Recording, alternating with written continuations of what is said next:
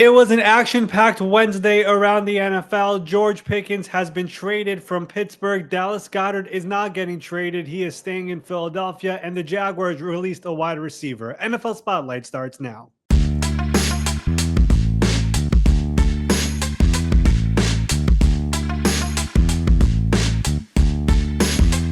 Welcome in. It is the Thursday, May 8th edition of the NFL Spotlight Show. I am your host, Ari Meirov. It feels like NFL teams decided on Wednesday we're going to start making moves after not having much happen on Monday, Tuesday, and even last week a little bit. But we had a lot going on in the NFL here on Wednesday. A big trade, a trade that we kind of teased. He was not going to be in Pittsburgh about a month ago, and now it has finally happened with George Pickens getting traded from Pittsburgh to Dallas. We're going to talk about every angle from that trade and everything else that happened in the NFL. Let me bring in my good friend Ben Allen. Ben, what is going on? It's good to see you. How's everything going? Good. Yeah, let's go ahead and get right into it today. We got a lot of pass catchers today, a lot of pass catcher news. Trio of them to be exact. But let's go ahead and start with the big one that took place. Steelers wideout George Pickens has been traded to the Dallas Cowboys, much to the chagrin of, I think, a lot of people there in Dallas. Probably a little bit excited now. They are going to be sending to the Pittsburgh Steelers a 2026 third rounder, 2027 fifth rounder. Pittsburgh will also be sending a 2027 sixth along with Pickens to Dallas. After the DK Metcalf trade, you said here on this show about a month ago, people should not be so quick to be like, man, they got this dynamic duo of DK Metcalf and George Pickens.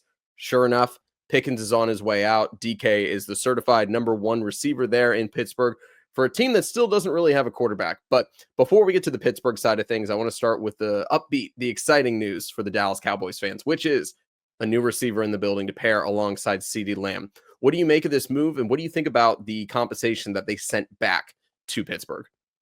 So I think a lot of people were surprised that Pittsburgh gave him up and only got back a third round pick. I think that was a lot for George Pickens because I don't get the sense any other team in the NFL was willing to go that far when it came to compensation. And part of it was just because the history of the Steelers and receivers and knowing whenever they let those guys out of the building, usually it does not go well. I mean, you could look at the most famous one in Antonio Brown to a recent one in Chase Claypool and Deontay Johnson.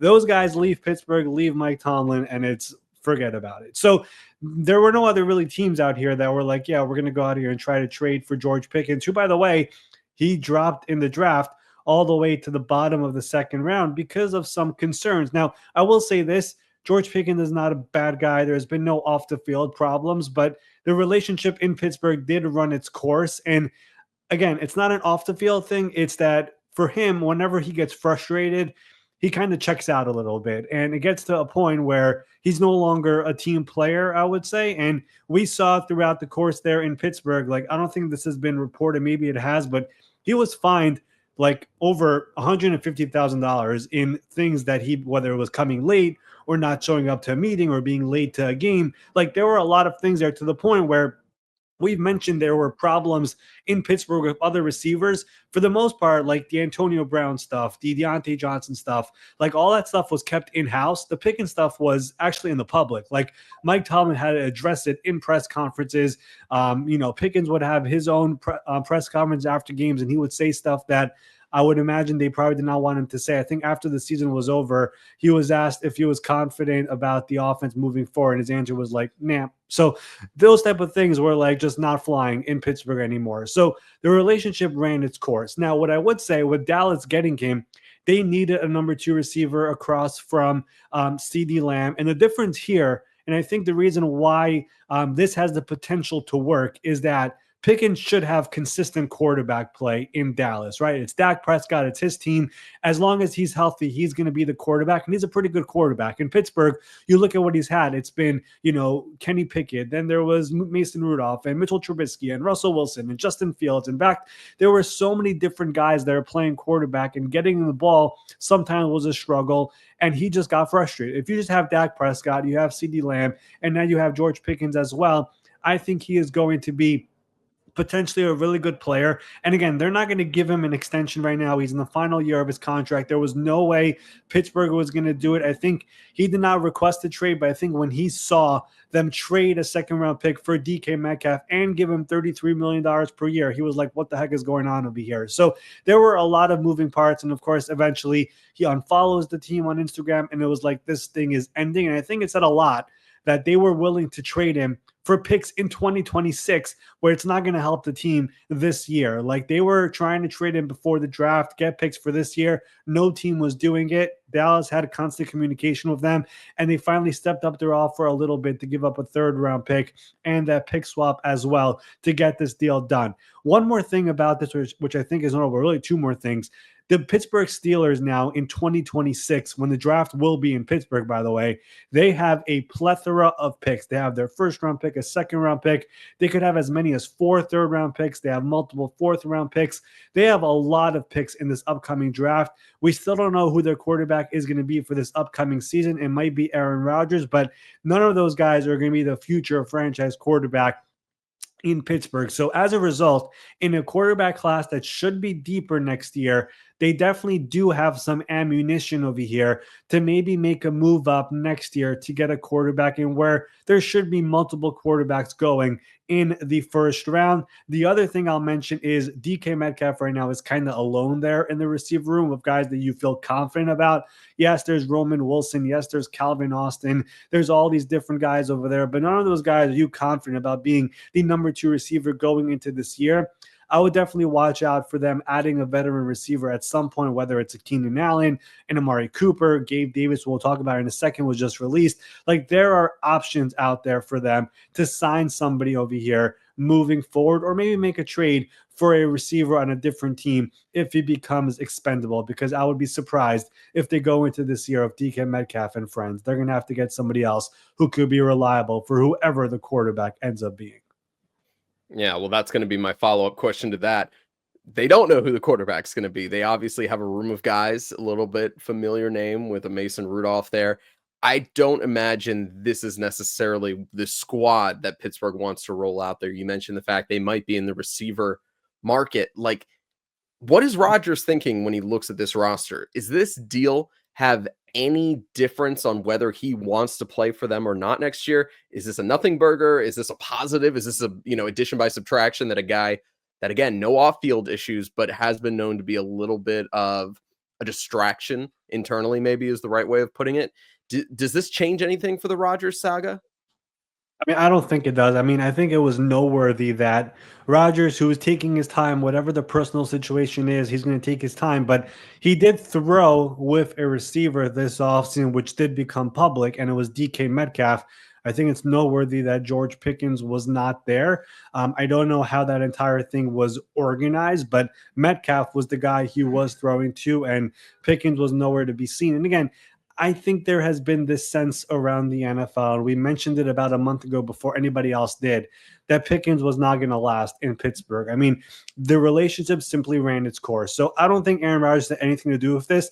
I think this was more Mike Tomlin realizing, I don't want this guy with the team anymore moving forward. The talent is great. He did great things for us, acrobatic catches, over 1,000 yards a couple years ago. He could be a really, really good player, but we cannot control the player anymore here moving forward. And if Mike Tomlin is saying that, I think other teams in the NFL are also raising their eyebrows to that, because if Mike can't, who's like the best players coach there is, will any other team be able to do so? So a very interesting bet over here being made by the Dallas Cowboys. They're really hoping that the untapped potential that George Pickens has, if there were no of these concerns with him, this character stuff, he would have been a first-round pick in his draft. Like, he would be a very coveted player. But this was stuff that was known, and the Pittsburgh Steelers have had a history of doing this and taking those type of players and continue them for the most part for as long as possible. So this will be a very interesting situation in Dallas, where CD is the number one guy. He's going to get his 10 to 15 targets a game.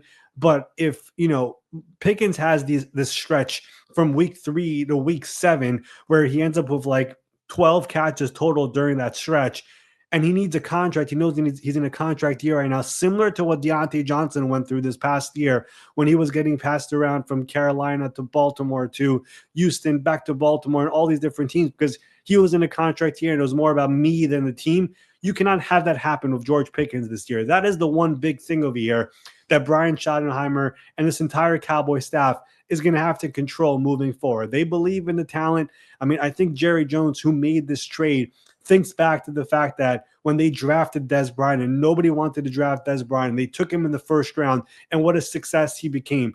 They think they could probably do that with George Pickens over here, despite those concerns, similar concerns that Dez Bryant had years ago when he was drafted. I mean, this is like a very old story, but Jerry Jones still remembers when he passed on drafting Randy Moss because of concerns like this. That has haunted him for years. So if he thinks George Pickens has the potential to turn it around, become a team player, and show that talent to Dallas, this could end up being a steal for them. But they're going to want to see it over here in 2025 through the highs, through the lows, and all of that over here moving forward. And if he does well, maybe, just maybe, they'll pay him after this season. And I know people said, oh, they'll have the franchise tag available for them.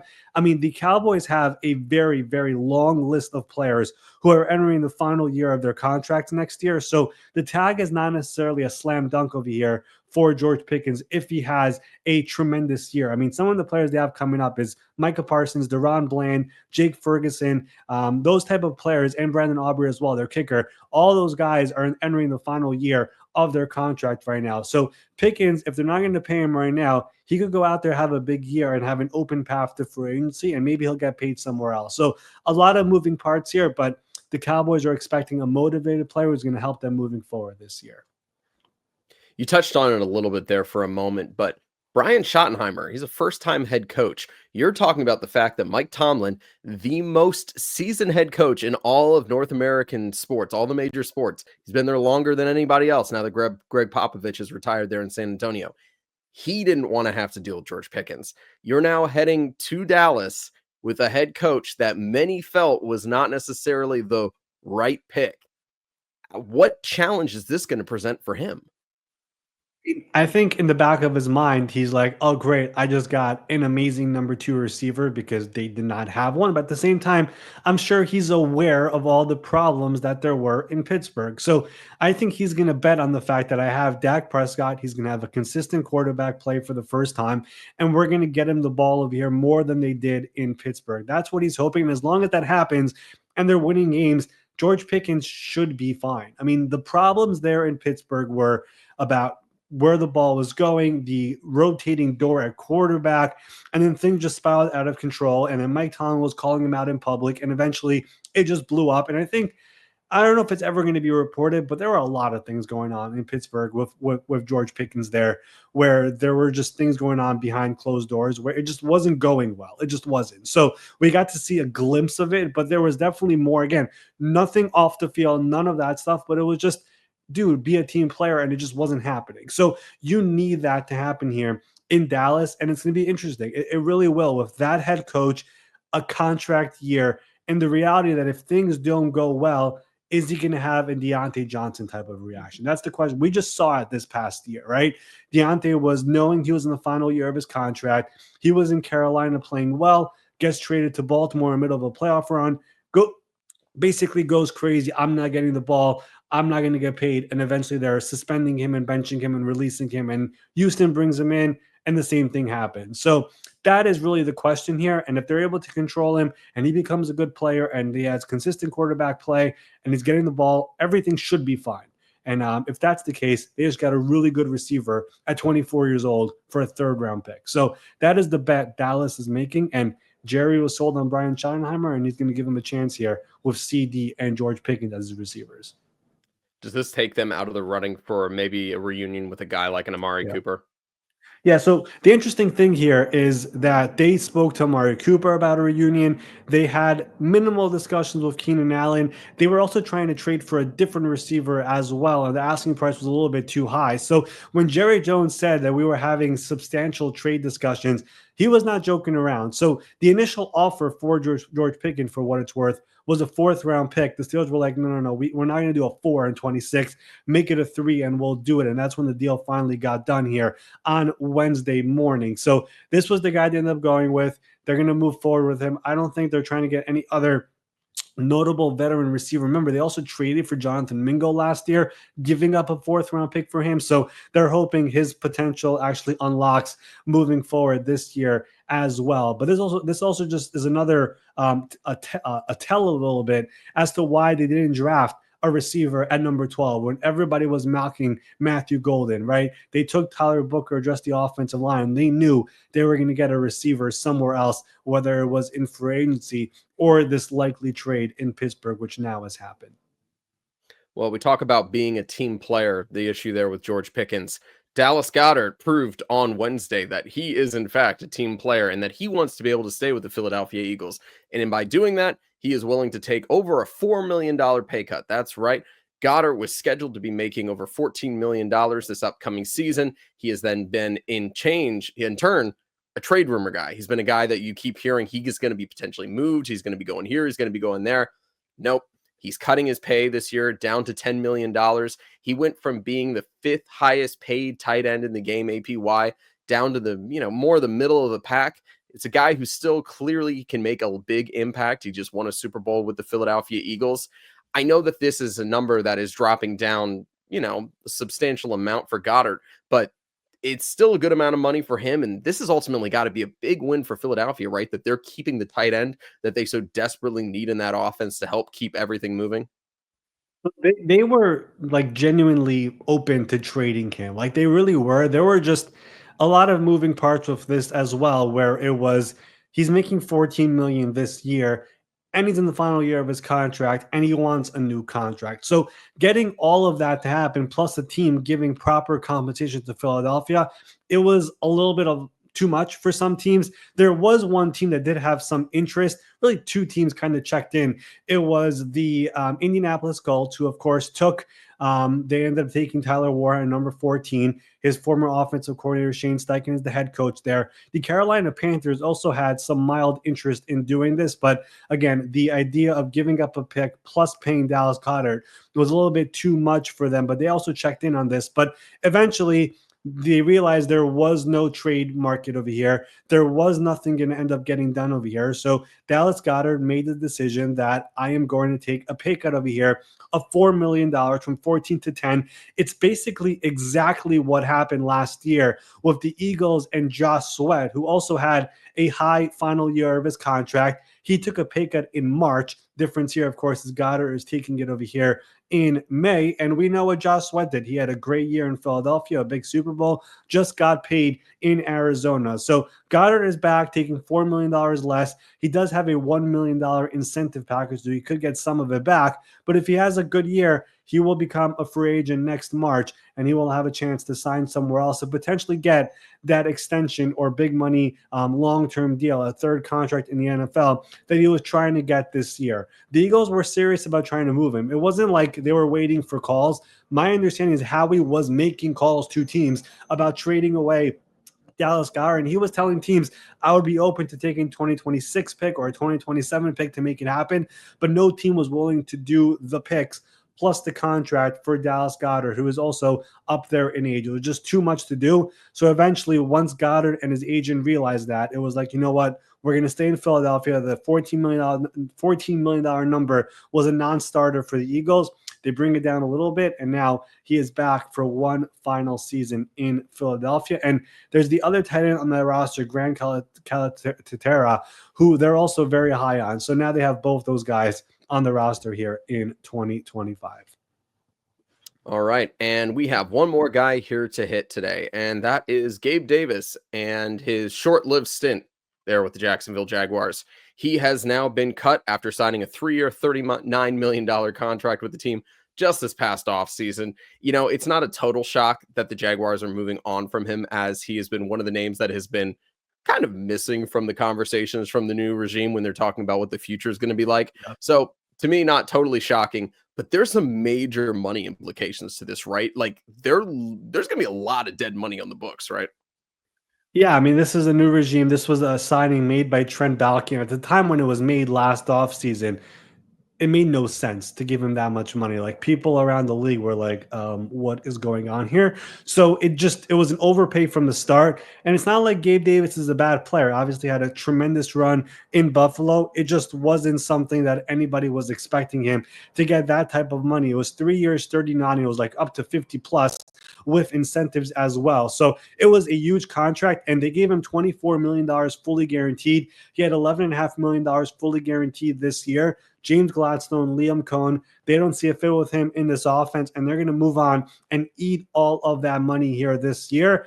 It depends how they officially cut him. Is it a regular cut or a post-June 1 cut? But regardless, they're going to be taking on a lot of dead money, close to $20 million in dead money on their salary cap for moving on from Gabe Davis after just 1 year of the team, had just 20 catches last year, was really not on the field that much. He did play through some injuries, but it was just not a good signing at all. And he's going to pocket all $24 million over here. And once he is officially released, which I think this transaction will become official tomorrow, or today, I should say, here on Thursday, once that becomes official here, then any team that signs him could get him for the minimum, because the Jaguars, of course, are paying him $11.5 million in cash this year. So a return to Buffalo, maybe a different team out there, the Steelers, who just traded George Pickens. There will be options here for Gabe Davis, who is somebody who could, stretch the field. He could block. I mean, we saw what he did in Buffalo, that 4-touchdown game